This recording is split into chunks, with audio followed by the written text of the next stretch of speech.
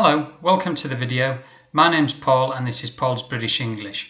Today we're going to talk about some incorrect sentences that I hear from students.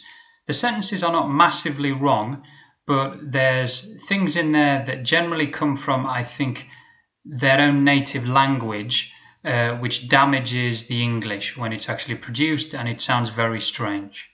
Okay, so to start off with, we're going to talk about sentences that can be used when you're describing people and kind of their conditions.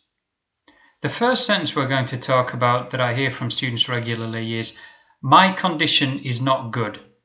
Okay, I think this comes from a translation from, say, languages like Korean, maybe Japanese. In English, we don't need to phrase it that way.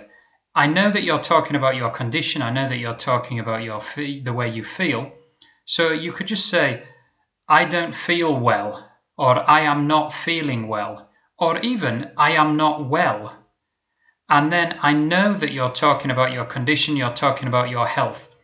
So you don't need to say, "My condition is not good." You can just say, "I don't feel very well," or "I don't feel well." So you don't need to state the fact that you're talking about the condition, because I know you are.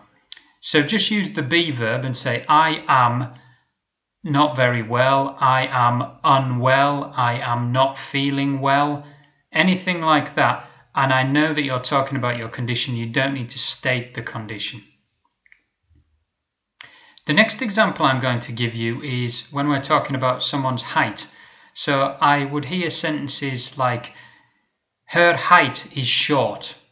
Now, if you're using the word short and you're using it about a person, I know that you're talking about height. So you don't need to state the word height. So what you could say is, "She is short," and just keep it very simple. So the subject, the be verb, and an adjective just to describe the person. She is short. You don't need to state the word height.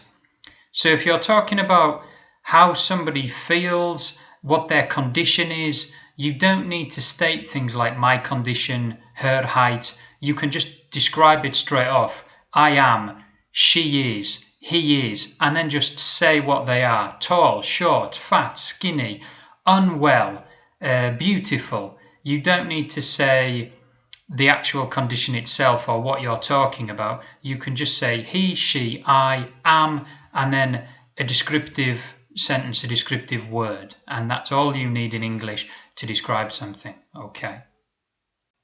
The next awkward sentence we're going to talk about is when you're describing something yourself. And it's an add-on that many students put on the end of a sentence. They'll say "to me." Okay, so an example sentence would be, "This beer tastes good to me." Okay, now you could say that if you were really trying to add emphasis, "This beer tastes good to me," as in other people were saying the beer did not taste good and you're trying to add emphasis to say that it doesn't taste good. But if you use it every time, it sounds very strange, because I know that you're talking about your own opinion. So you don't need to say "this beer tastes good to me." You could just say "this beer tastes good." Full stop. Because you're stating your opinion. You're not stating anyone else's, because it's impossible for you to really state anyone else's opinion because you don't really 100% know. Okay, so you just say "this beer tastes good." Valencia is a beautiful city. You don't need to say "to me." Seoul is a fascinating city. You don't need to say "to me." You just say Seoul is a fascinating city because you are stating your opinion. Okay. So those are a couple of examples of sentences that I hear regularly from students where they're stating something unnecessary. They're stating a condition or a feeling when you don't need to. All you need to do is just describe it with the be verb and then maybe an adjective or a descriptive sentence.